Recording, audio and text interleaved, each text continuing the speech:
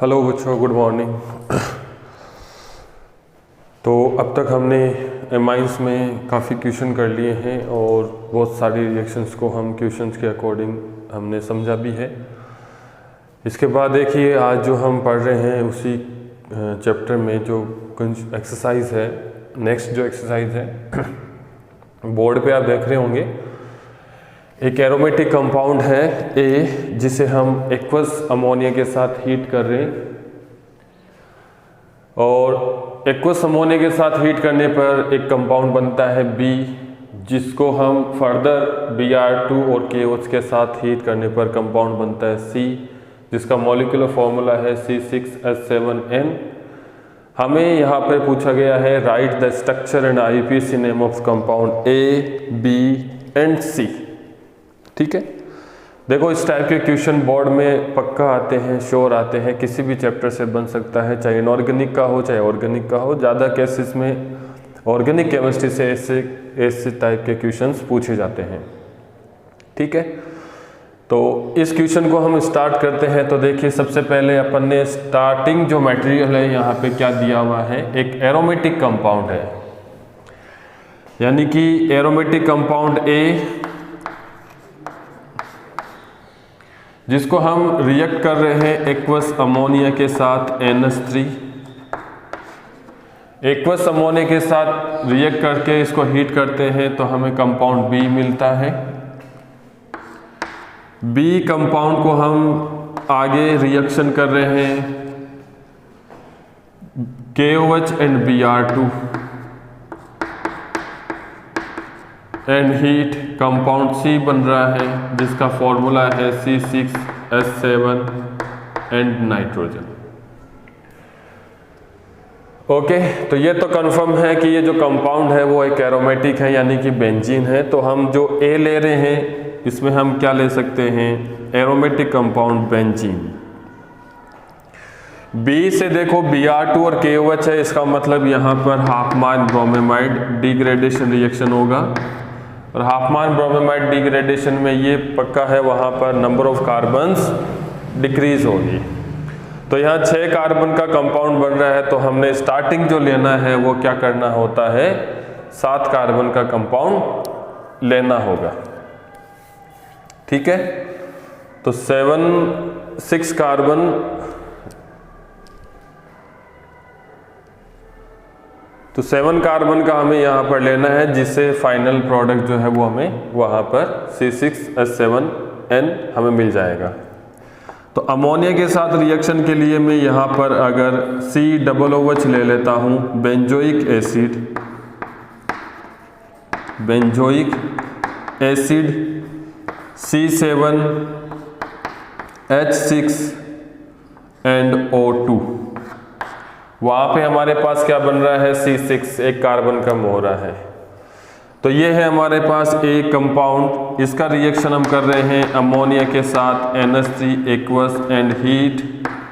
तो ammonia plus carboxylic acid base reaction होगी और हीट करने पर ये वाटर लॉस करेगा और इससे हमें क्या मिलेगा, यहाँ पर कंपाउंड बी जो होगा एमाइड,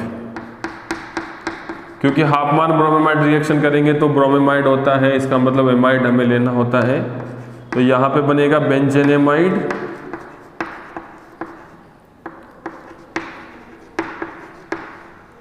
इसके बाद देखिए ये हमारे पास बी कंपाउंड हो गया, Br2 plus KOH and heat. तो इसमें क्या होगा भाई, बताया था मैंने, CO से जो जुड़ा हुआ ग्रुप होता है उसे हमें नाइट्रोजन पे शिफ्ट करना होता है। तो ये नाइट्रोजन पे शिफ्ट हो जाएगा NH2, ये बना compound C known as aniline. तो जो रिएक्शन क्वेश्चन दे रखा है वो इस टाइप से होगा, compound A is a benzoic acid, structure ये हो गई, compound B is a benzenamide, B structure ये हो गया, compound C is aniline, structure आपके सामने है। तो बहुत इजी सा क्वेश्चन है, ये इसका सॉल्यूशन रहेगा। ठीक है, समझ में आ गई बात। तो इस टाइप का क्वेश्चन जरूर आएगा बोर्ड पेपर में, तो आप थोड़ा ध्यान रखें, क्वेश्चन को थोड़ा ध्यान से पढ़ें और उसमें अगला क्या रहा है, पूछ क्या रहा है, क्या गिवन है, ये आपको थोड़ा ध्यान से देखना है। ठीक है, चलिए फिर अपन नेक्स्ट क्वेश्चन पर बढ़ते हैं।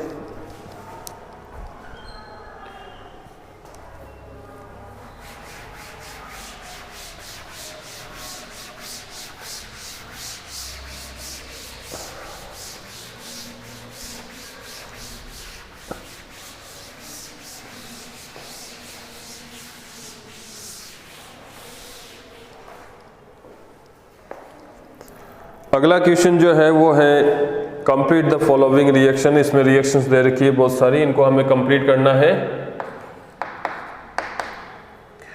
सबसे पहला है C6H5NH2 plus chloroform plus alcoholic KOH।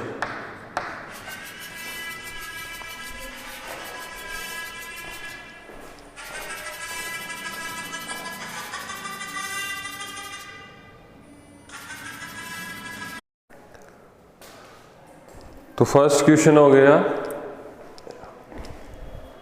दूसरा देखो, C6H5N2Cl plus H3PO2 plus water. तीसरा है C6H5NH2 plus H2SO4 concentrate. Fourth है C6H5N2Cl plus C2H5OH ethanol. Fifth है C6H5NH2 plus Br2 aqueous.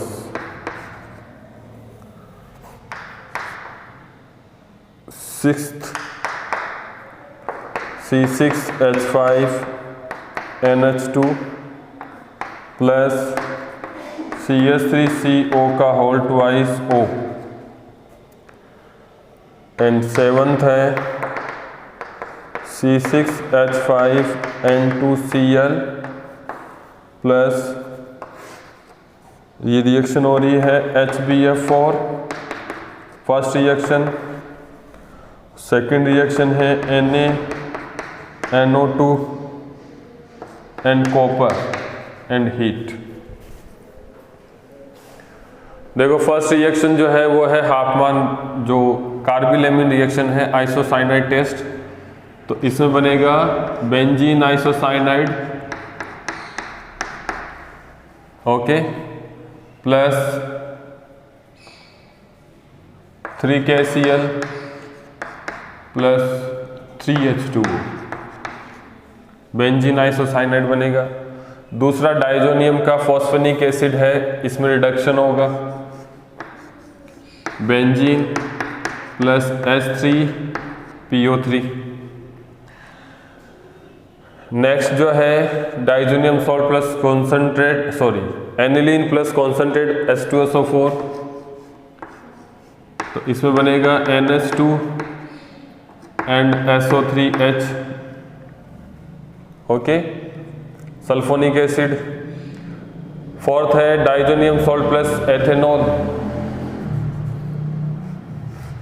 Diazonium salt plus ethanol, इसमें रिडक्शन होगा और बेंजीन बनेगा। नेक्स्ट है aniline plus Br2 water, tri substitution होगा, NH2 Br Br and Br।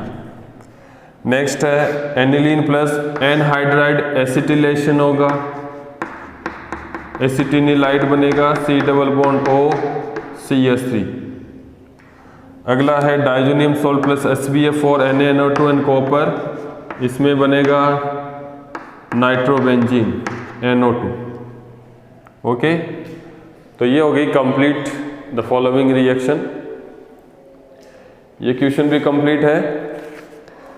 तो देखिए नेक्स्ट क्वेश्चन है, why can not aromatic primary amines be prepared by the Gabriel phthalimide synthesis. तो मैंने आपको बताया था गैब्रियल थैलेमाइड सिंथेसिस जो है वो SN2 रिएक्शन से होता है, और SN2 रिएक्शन जो है वो एरोमेटिक हैलाइड नहीं देता। Aromatic halide SN2 reaction nucleophilic substitution नहीं देने के कारण गैब्रियल सिंथेसिस में हम एनिलीन जो है प्राइमरी एमाइंस एरोमेटिक वो प्रिपेयर नहीं कर सकते। तो ये मैंने आपको बताया भी था बुक में, ठीक है। और अगला क्वेश्चन है, write the reaction of aromatic and aliphatic primary amines with nitrous acid. ये भी हमने कर रखा है, नाइट्रस एसिड के साथ रिएक्शन, ठीक है। तो चलिए मैं आपको बता देता हूँ यहाँ पे गैब्रियल थैलेमाइड सिंथेसिस मैंने आपको बताया भी था, मेरी जो प्रीवियस वीडियो अपलोड किया था उसमें आप देख सकते हैं। और SN2 रिएक्शन क्यों नहीं देता, क्योंकि उसमें रेजोनेंस होता है। रेजोनेंस की वजह से वो क्या रहेगा भाई, लेस रिएक्टिव रहेगा टुवर्ड्स द न्यूक्लियोफिलिक सब्स्टिट्यूशन। क्योंकि जो गैब्रियल थैलेमाइड सिंथेसिस है उसमें न्यूक्लियोफाइल बनता है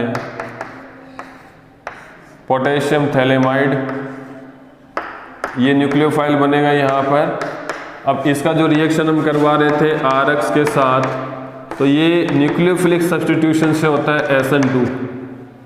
और अगर मैं यहाँ पर बेंजीन हैलाइड लेता हेलोएरिन, तो ये न्यूक्लियोफिलिक सब्स्टिट्यूशन यहाँ नहीं दे सकता, क्योंकि इसमें रेजोनेंस होगा। रेजोनेंस से ये जो बॉन्ड है वो डबल बॉन्ड करेक्टर हो जाएगा, इसलिए रिएक्शन नहीं करेगा।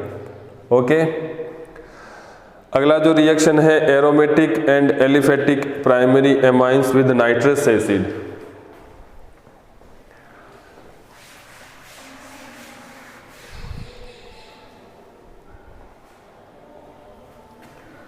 देखिए ये एरोमेटिक प्राइमरी एमाइन है एनिलीन, और ये एलिफेटिक प्राइमरी एमाइन है एलिफेटिक एमीन। दोनों का रिएक्शन हमें नाइट्रस एसिड से करना है। HNO2 0 डिग्री सेल्सियस पर, 0 डिग्री सेल्सियस पर। तो यहाँ पे तो बनता है डाइजोनियम सॉल्ट N2Cl, ओके, क्योंकि ये रिएक्शन जो है NaNO2 प्लस HCl में होती है। इधर भी बनेगा डाइजोनियम सॉल्ट N2Cl, लेकिन ये लेस स्टेबल होता है और ये मोर स्टेबल होता है ड्यू टू रेजोनेंस के कारण ज़्यादा स्टेबल हो जाएगा ये। अगला क्वेश्चन है, give the possible explanation for each following. Why are amines are less acidic than alcohols of comparable molecular mass. Because alcohol में ऑक्सीजन का नेगेटिविटी ज़्यादा होता है, इसलिए ज़्यादा पोलर बॉन्ड बनाएगा OH, तो H प्रोड्यूस जल्दी होगा। जबकि एमाइंस में नाइट्रोजन की नेगेटिविटी कम होती है, इसके कारण ये बॉन्ड जो है वो लेस पोलर होगा। तो लेस पोलर होने के कारण क्या होगा, लेस एसिडिक होगा। Why do primary amines have higher boiling point than tertiary amines? Because number of H bonding ज़्यादा होगी। प्राइमरी amines में नंबर ऑफ हाइड्रोजन ज़्यादा है, तो H बॉन्डिंग भी इसमें ज़्यादा होगी, इसलिए इसका बॉइलिंग पॉइंट हायर है। Why are the aliphatic amines stronger base than aromatic amines? Because aromatic amines में क्या होगा, रेजोनेंस होगा।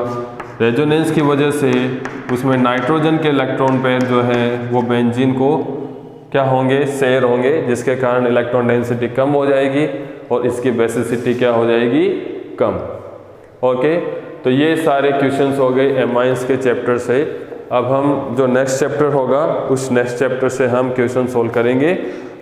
आज के लिए बस हम इतना ही करेंगे। अब हम अपने नेक्स्ट वीडियो में जो नेक्स्ट कोई चैप्टर होगा उसकी एक्सरसाइज को सॉल्व करेंगे।